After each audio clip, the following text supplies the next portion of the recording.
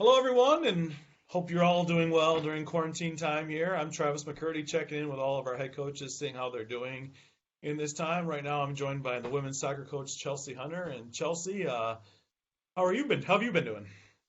I've been doing well. It's kind of a strange time, but we're lucky enough to be a fall sport, and it doesn't hit us as hard, even though we all would like to have a spring season. It's coping with the times that we're in right now. For spring sports is a little bit more difficult than for me, so we're coping well. I'm hoping for extended preseason when we get back. So just pre-planning for that and staying connected with my kids. Things are going well.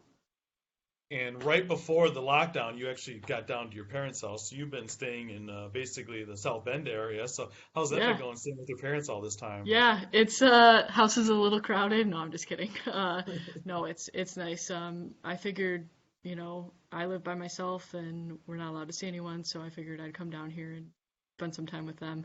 Although I did get a lot of stuff done at home, it's been nice spending time with them during this weird time. I've been asking the other people what they've been doing around the house while Mm. before the quarantine when quarantine started. What did you get done before you headed down to your parents' place?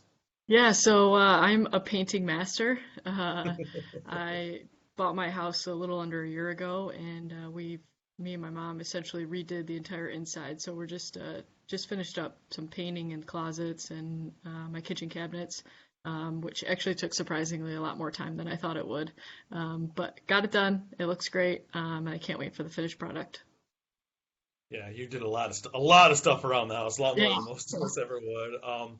When Yeah. it comes to your team and how they've been coping with this, obviously you've been in communication with them. How do you think your team's doing through the whole coronavirus? Yeah, I'm lucky enough to have some kids that actually a lot of my kids are very independent and very self-sufficient. So with this whole going online, I've had very few questions, very few complaints about, how to handle it. A lot of my kids are very studious, and I make this joke a lot. I wish they were less studious and want to go out and have fun sometimes, but I like their determination in that aspect. So with taking, not being able to play soccer, the focus now on the academic side is important, and I think they're all up to the challenge of getting that done and making sure that they stay eligible for when we do come back in the fall. You mentioned hoping for an extended preseason because you guys Mhm. really didn't get any of your very much of your spring season in at all. So, how does that change how you're going to approach the preseason? Is that going to change maybe what you be putting into practice and your timeline for that sort of thing? Yeah, so we were lucky enough to have some team practices in our 8-hour weeks, which I was glad for. So we actually got to touch the ball a little bit before the quarantine happened. But I'm hoping for an extended preseason. I don't know if that's going to happen, or some practices in the summer. I don't think the approach is any different. I think that I have to make sure that my kids play on summer teams, if and when that can still happen. That's going to be huge for everyone in the women's soccer world coming back into the fall. I'd say especially the D2 realm, only because we don't have a long, lengthy preseason like the NAI or Division One. So it's all about when and how my kids are going to come back. Are they going to come back fit? Did they do their work that they're supposed to be doing, which most of the time my kids do, so we don't even have to worry about it.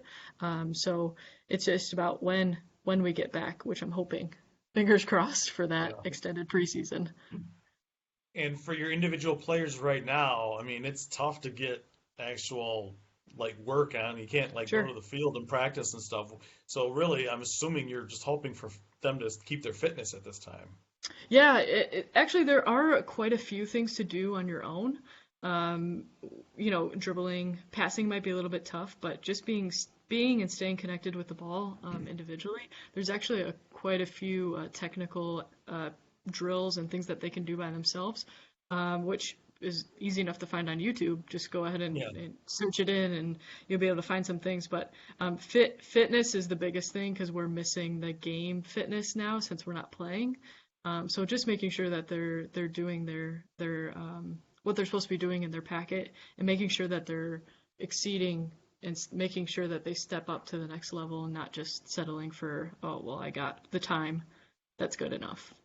Yeah. So Coming off last year where you guys made the huge step forward and yeah. finishing fifth in the GLIAC and having a winning record in conference play, what are you hoping for now that with all this going on, as strange as things are coming up for the season, your expectations are pretty high still. Yeah, yeah, and I think that's what's most disappointing about not having a spring season is how excited my kids were to work and get into spring season because they know what to expect now and what it takes in the fall.